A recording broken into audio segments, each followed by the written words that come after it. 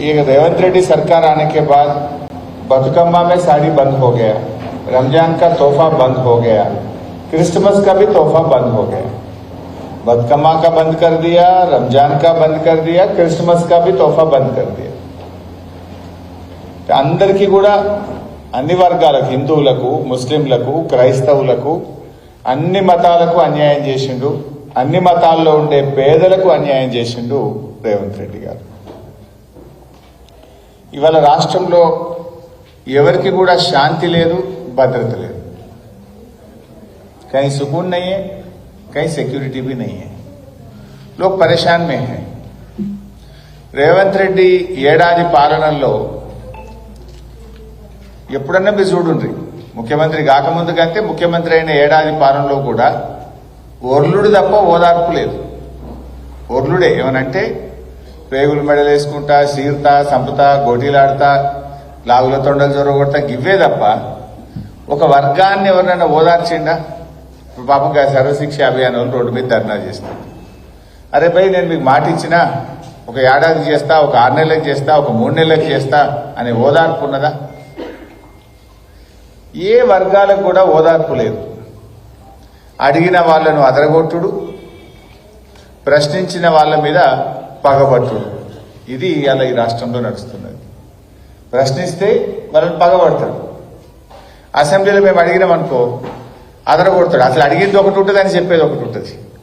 మొన్న మీరు చూసింది అసెంబ్లీలో మేము అడిగింది ఏంది, ఆయన మాట్లాడింది ఏంది, అడిగిన దానికి సమాధానం లేదు। ఆయన అడ్డగోలుగా అదరగొట్టే మాటలు మాట్లాడితే మళ్ళీ మాకు మైకి ఏంటి అంటే స్పీకర్కి చెప్తాడు, వీళ్ళకి మైకి ఎక్కుర్రి అని। ఏది పెడితే అది నోటుకొచ్చినట్టు అబద్దాలు చెప్పి హద్దులు దాటిపోయాడు। అసెంబ్లీలో కూడా రేవంత్ రెడ్డి గారు అన్ని అబద్దాలు మాట్లాడి తన హద్దులు దాటి ప్రవర్తించాడు। రేవంత్ రెడ్డి అసెంబ్లీ సమావేశాలను అపవిత్రంగా మార్చిండు, ఒక రకంగా చెప్పాలంటే।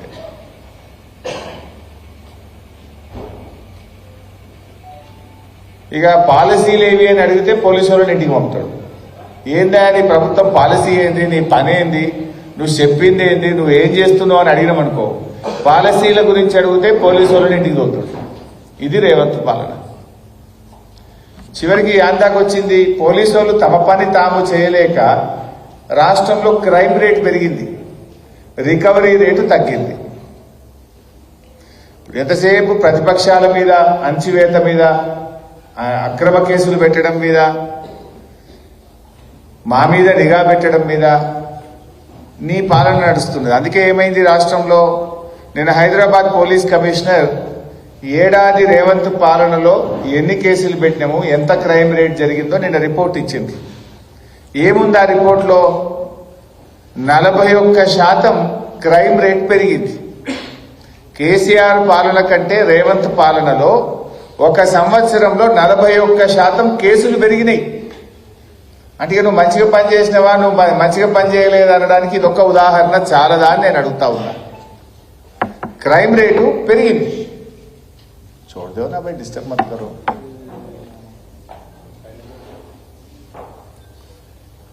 గతంలో కేసీఆర్ గారు ఉన్నప్పుడు ఏడాది కాలంలో 25,000 కేసులైతే రేవంత్ పాలనలో 35,000 కేసులైనాయి। 10,000 కేసులు ఒక హైదరాబాద్ నగరంలో పెరిగినాయి। కేసులు అంటే మర్డర్లు, రేపులు, చైన్ స్నాచింగ్, రాబరీసు, దొంగతనాలు, రకరకాల కేసులు, ల్యాండ్ కేసులు, 10,000 కేసులు పెరిగినాయి అంటేనే నీ పాలన ఎంత చెత్తగున్నదో అర్థమవుతుంది కదా। నువ్వు నీ పరిపాలనలో నువ్వు ఫెయిల్ అయిపోయినావు అని అర్థమవుతుంది కదా। హోమ్ మినిస్టర్ నువ్వే, ముఖ్యమంత్రివి నువ్వే। హోమ్ మినిస్టర్గా నువ్వు ఫెయిల్, ముఖ్యమంత్రిగా లా అండ్ ఆర్డర్ నిర్వహణలో నువ్వు ఫెయిల్। ఈ రాష్ట్రంలో నీ ఏడాది పాలనలో 9 మత కలహాల ఇన్సిడెంట్స్ జరిగినాయి। 9 మత కలహాలు జరిగినాయి। శాంతి లేదు, భద్రత లేకుండా పోయింది। పౌరులకు భద్రత లేదు, రాష్ట్రంలో శాంతి లేదు, అందరినీ ఇబ్బంది పెడతా ఉన్నావు।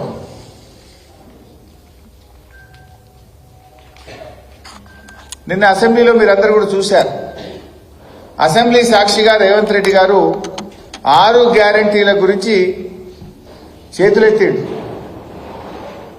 तो 6 गारंटी के बारे में हम पूछे तो कब देते, कब तक देते, कितना देते, कुछ नहीं बोला, हाथ उठा दिया। నమ్మి ఓటేసిన రాష్ట్ర ప్రజలకు గాడిద గుడ్డు మిగిల్చిండు రేవంత్ రెడ్డి. ఒక సంవత్సరంలో 1,27,000 కోట్లు అప్పు చేసిండు రేవంత్ రెడ్డి. ఏం చేసినవే 1,27,000 కోట్లు అంటే బడా బడా కాంట్రాక్టర్లకు బిల్లులు ఇచ్చిండు, పర్సంటేజీలు తీసుకున్నాడు, బడా కాంట్రాక్టర్లకు బిల్లులు ఇచ్చిండు. బీఆర్ఎస్ పాలనలో మేం చేసింది కేవలం 4,17,000 కోట్లు మాత్రమే అని లెక్కలతో సహా నిండు అసెంబ్లీ సాక్షిగా చెప్పి ప్రభుత్వాన్ని నోరు మూయించినాం.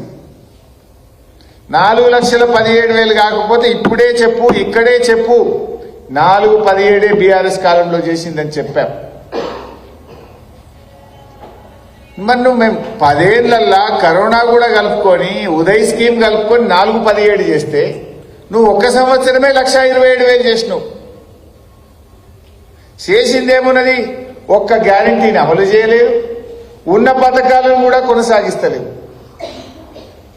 కొత్త పథకం వచ్చిందేమీ లేదు కానీ ఉన్న పథకాలు బంద్ చేసినావు కదా. రైతు బంధు బంద్ చేసినావు, కేసీఆర్ కిట్ బంద్ చేసినావు, న్యూట్రిషన్ కిట్ బంద్ చేసినావు, బతుకమ్మ చీరలు బంద్ చేసినావు, చేపల చెరువులలో చేప పిల్లలేసుడు బంద్ చేసినావు, దళిత బంధు పెట్టినావు, బీసీ బంధు పెట్టినావు, పిల్లలకు ఫీజు రియంబర్స్మెంట్ బంధు పెట్టినావు.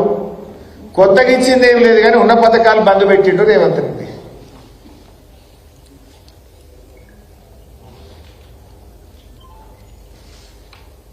వాస్తవాలు చెప్తే మేము ప్రజల పక్షాన ప్రశ్నిస్తే అసెంబ్లీని బుల్డోజ్ చేసే ప్రయత్నం చేస్తున్నాడు. 2-3 గంటలు సుత్తి మాట్లాడిన రేవంత్ రెడ్డి.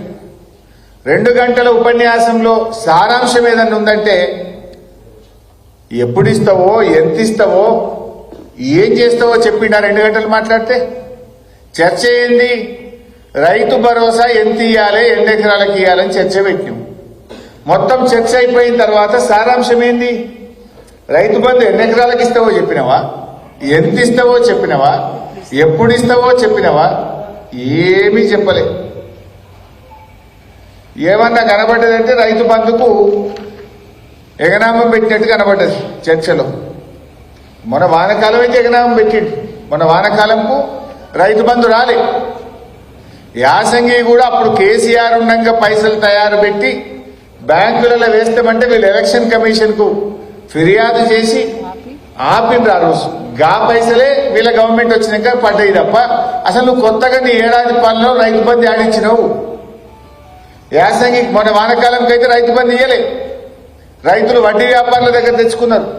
2 రూపాయలు 3 రూపాయల మిత్తికి అప్పు తెచ్చుకోవాల్సిన పరిస్థితి వచ్చింది రైతులకు. ఇప్పుడు యాసంగి పంటకు కూడా ఆల్రెడీ నేను ఇందాక రాగా చూసిన నాట్లు పడుతున్నాయి, నార్మల్ కనబడుతున్నాయి, కొన్ని చోట్ల అయితే నాట్లు కూడా పడుతున్నాయి.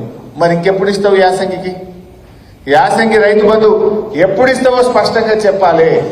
నిన్న బీఆర్ఎస్ పార్టీ తరఫున చెప్పినాం, ఎప్పటిలాగా అందరికీ రైతు బంధు ఇవ్వాలి. నువ్వు ఆ రోజు మేనిఫెస్టోలో నేను కొందరికే ఇస్తా, కటింగ్ పెట్టా అని చెప్పలే కదా నువ్వు. ఇప్పుడైతే 5,000 మేము వస్తే 7,500 అన్నావు. మరి చెప్పిన మాట ప్రకారంగా రైతులందరికీ 7,500 రూపాయలు చొప్పున, వానకాలమే 7,500, యాసంగి 7,500 కలిపి 15,000 రూపాయల రైతు బంధు డబ్బులు వెంటనే రైతుల అకౌంట్లలో వేయాలని బీఆర్ఎస్ పార్టీ పక్షాన మేము డిమాండ్ చేస్తా ఉన్నాం. అప్పుడు ఏమన్నాడు కేసీఆర్ గారు? అప్పుడే చెప్పింది, ఈ రేవంత్ రెడ్డి వస్తే రైతు బంధుకు ఎగనామం పెడతాడు, కోతలు పెడతాడు, కాంగ్రెస్ మోసం చేస్తుంది అని కేసీఆర్ గారు ఆ రోజే చెప్పిండ్రు.